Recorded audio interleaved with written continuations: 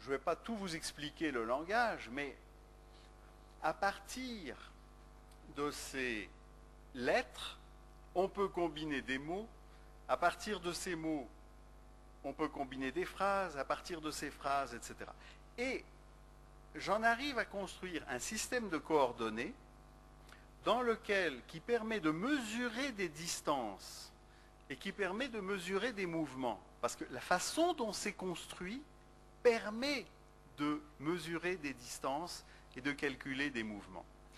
Mais comme c'est un système de coordonnées sémantiques, ça ne fonctionne pas comme l'espace physique.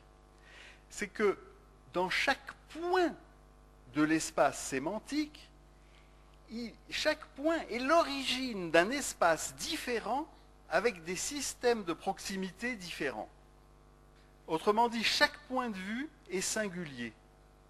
Parce que si tous les points de vue étaient les mêmes, ça ne serait pas un espace sémantique, ça serait un espace physique.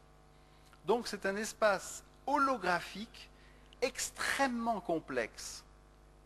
Alors je dis, c'est tellement complexe à quoi ça sert? Mais c'est que justement, comme c'est calculable, nous, on ne peut pas se représenter un espace comme ça. Mais les ordinateurs peuvent nous aider et peuvent nous présenter des synthèses. Et c'est comme ça qu'on pourrait piloter, en quelque sorte, notre économie de l'information dans l'espace sémantique. Bon.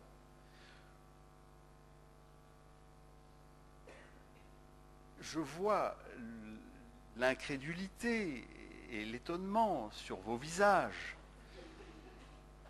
Mais souvenez-vous que toutes les grandes inventions ont été accueillies au début par beaucoup d'incrédulité.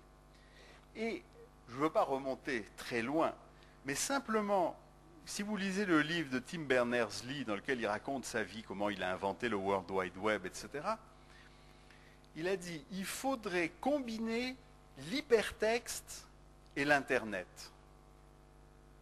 Alors, à l'époque, à la fin des années 80, il y avait des spécialistes de l'hypertexte et des spécialistes de l'Internet.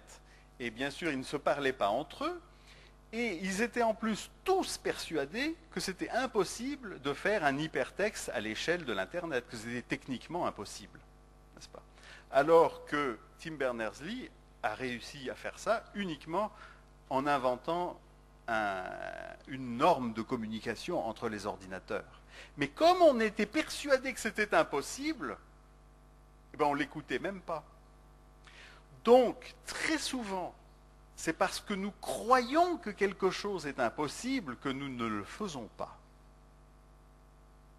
Et peut-être que ce que je dis est faux, je peux me tromper, mais le rôle des philosophes, c'est d'ouvrir l'espace des possibles. Et c'est justement ce que j'essaye de faire. Merci beaucoup.